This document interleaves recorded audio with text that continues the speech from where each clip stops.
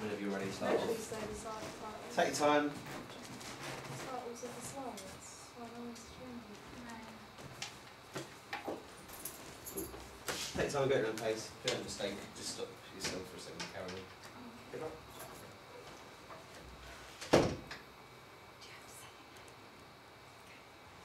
My name's Leanne Bryant, and for my film studies unit I'm comparing the original and the remake of Hairspray. Hairspray is based around the everyday teenager Tracy Turnblad. She teaches a lesson about integration after landing a place on a TV dance show. Both of these films would have been classed as comedies, musicals and romances. The 1985 original was directed by John Waters. His directorial credits include Cry Baby, Serial Mum and Pepper. Waters also wrote the 2007 remake of Hairspray.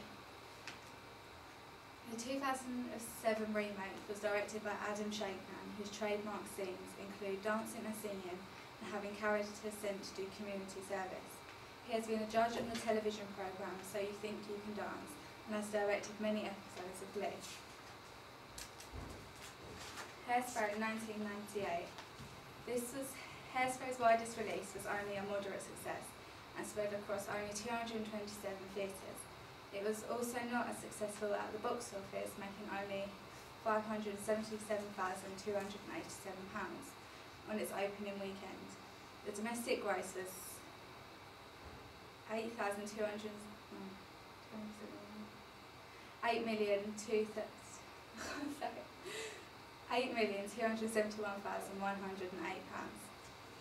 The film currently holds a 97% fresh rating and a 77% audience rating. On Rotten Tomatoes, it was the highest rated film for Waters.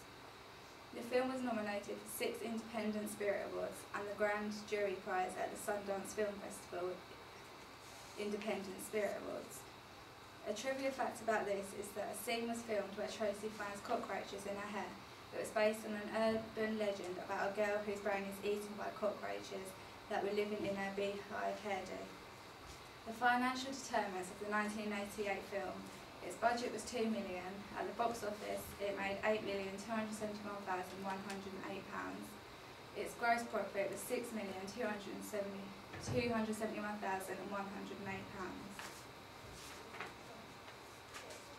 The Hairspray 2007 version.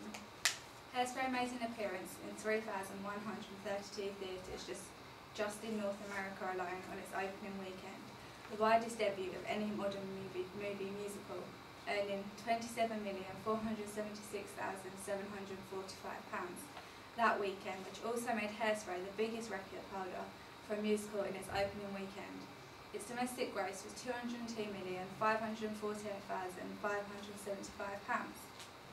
Hairspray went on to become the 4th highest grossing film in cinema history, behind the films Grease, Chicago and Mamma Mia. The overseas market: in the United Kingdom it made £25.8 million, in Australia it made £14.4 million, in Japan it made £8 million, in Italy it made £4.6 million, in France it made £3.9 million, and in Spain it made £3.8 million. A trivia fact about this is that the film debut of Nick Blonsky, who played Tracy Turnblad, celebrated her 18th birthday with family friends whilst on set of the movie. Its financial determinants of the 2000 remake was that the budget was £75 million, the box office made £202,548,575, the gross profit was £127,548,575.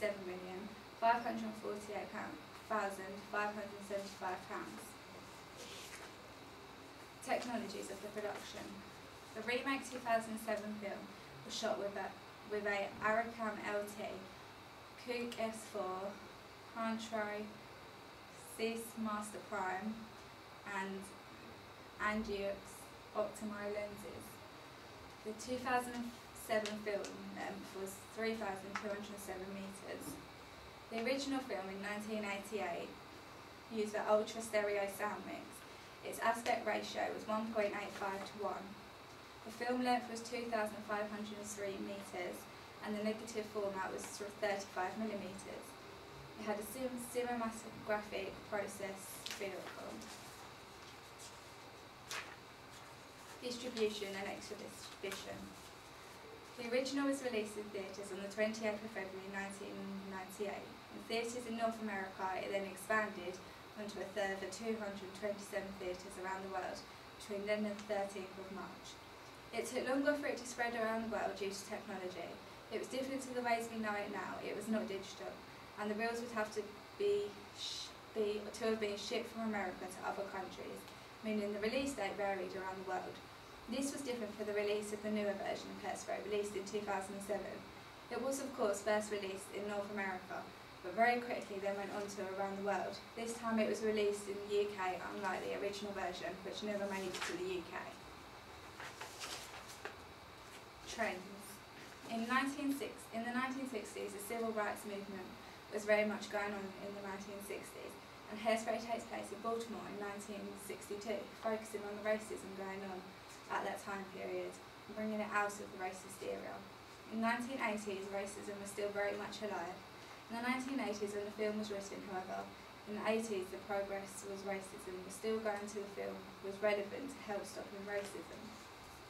In 2007, when the new film was released, racism was much less tolerated, so the film was adapted to show the changes in racism.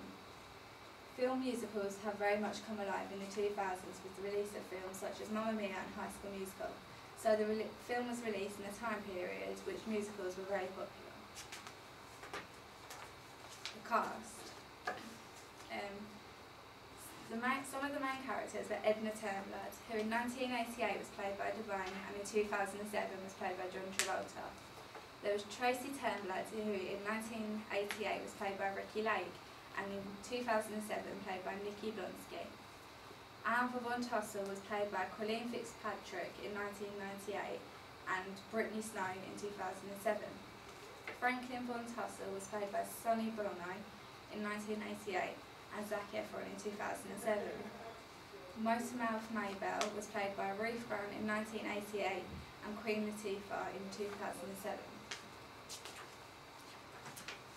Some star comparisons here. Firstly, the main character, Tracy Turnblad.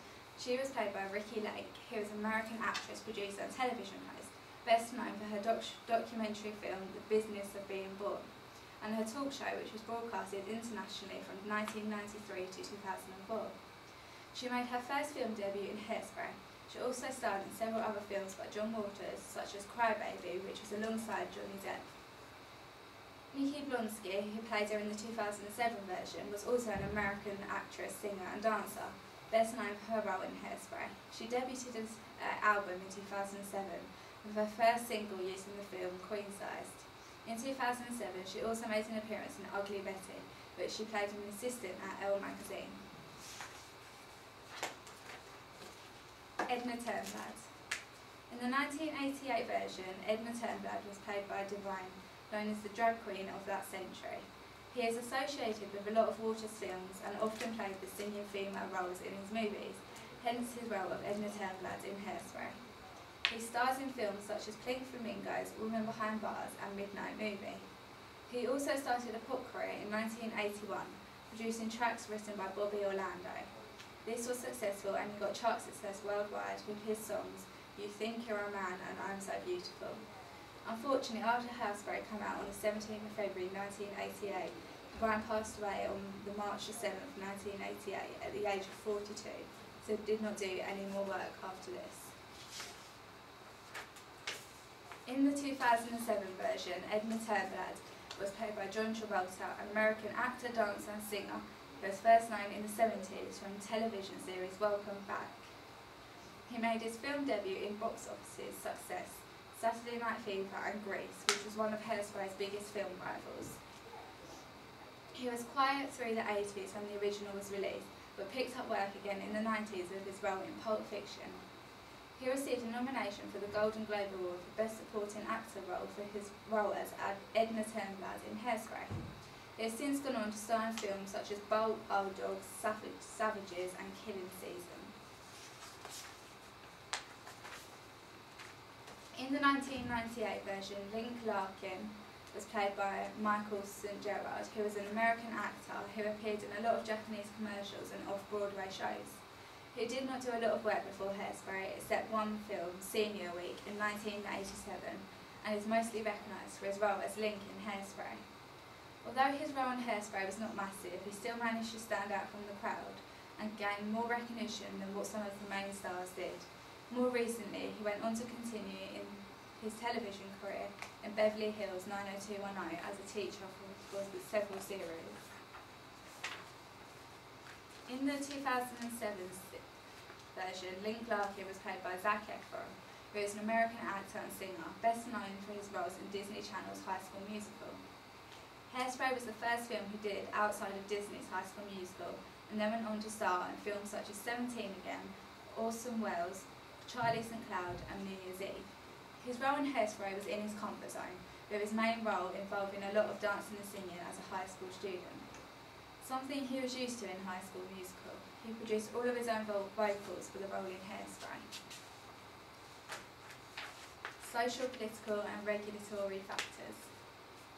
Hairspray involves a lot of racist and segregation issues that Baltimore faced in the 1960s when the film was set. In the 60s, there was a problem of different races all over America, particularly with the African Americans. The main problem around this time was segregation, and Hairspray partially portrayed this in a scene where there was a high school dance with a rope separating the white and black dance floor.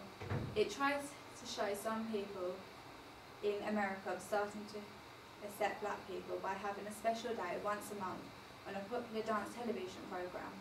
This day was called Negro Day. This was to try and show that it did not completely segregate against them. However, it was still an issue because they was not allowed to be on the same program as the white people. The films also portrayed the fact that racism worked both ways and that African Americans were racist to the white Americans as well. At the time, racism better known in the South, but having this film based in the North shows that it was still a big issue for them as well, which people didn't always realise. This film is a great way of showing people today what life would be like if racism was still legal like it was then. The same issues are portrayed in both the original and the remake. The film showed that not only did segregation issues happen between white and black people, it was also against those who looked different. Tracy, for example, was larger than most of the girls in the film, and therefore at one point had her dreams of being a dancer slashed as she was told that she was too fat. This is why she fights so hard to stop segregation, not only towards black and white people, but people like her as well, so they could all be accepted. Synergies between films. The script for Hairspray was not brought in from any other sources such as book or television series, so it was an original script.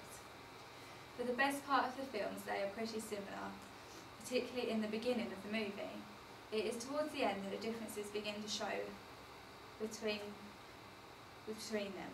The main difference is the conflict which addressed race and segregation. In 1988 version, a fight breaks out at the carnival, which was completely unplanned. However, in the 2000 version, it was a planned protest that the people had organised. Along with that, in the original film, Tracy goes to jail, and in the 2000 version, she is just simply a runaway the police are searching for. There was no need to go to the government in the 2007 version, as she was just a runaway. But in the 1988 version, they needed to in order to get Tracy out of jail. Both films handle the racism differently. The first film portraying an unorganised riot which shocks people and brings a lot of attention to the matter. But in the 2007 version, it is an organised and expected walk through the streets. It shows a more tamed down protest than those who would have happened in the 80s. There are several other differences, some being that the remake lacks many of the extreme moments, such as there is no hidden bombs. In the remake, the racial slurs are tamed down as it would be too shocking to a modern audience, as we are not used to these terms in modern day films. The original is seemed a lot less campy and more serious, with the characters being more relatable. The characters in both films are pretty similar, except Link, who in the remake is far less racist and a lot more of a daring character. The original shows changes through visuals, and the remake uses language to show this by using phrases such as "this is the future and it's okay to be different." Vertical and horizontal integration. Both the original and the remake were produced and distributed by New Line Cinema. The remake was produced and created by Adam Shakeman, who was famous for his dancing before directing Hairspray. He was known in Hollywood as just a scriptwriter. He said that Hairspray was the first piece of work that he could be really proud of. Most recently, he directed and choreographed Rock of Ages. The producer of the original was produced by Rachel Taylor. She was the only film director of a Nightmare on Elm Street movie and has not directed a feature film since Tank Girls in 1995. She also worked closely with John Waters producing his film Cry Baby in 1990. My overview of Hairspray. I feel that the newer version is a better version to show people racism and segregation issues, as it carries forward the issues from the older version but tames them down a lot more so they're not as shocking for the audience to see. The remake focuses on a wider audience by timing it down. It can allow it to be more of a family film with the PG rating. The original is more humorous and not so serious, and the remake, it sends the messages through humour rather than stating it like it does in the original film. The remake is much less successful than the newer film. I feel this is because the characters are much more modern and relatable to people of this era. Overall, I prefer the original to the remake as it is more relatable. For my star ratings, I'd give the 1998 version of Hairspray a 3-star and the 2007 version of Hairspray a 4-star.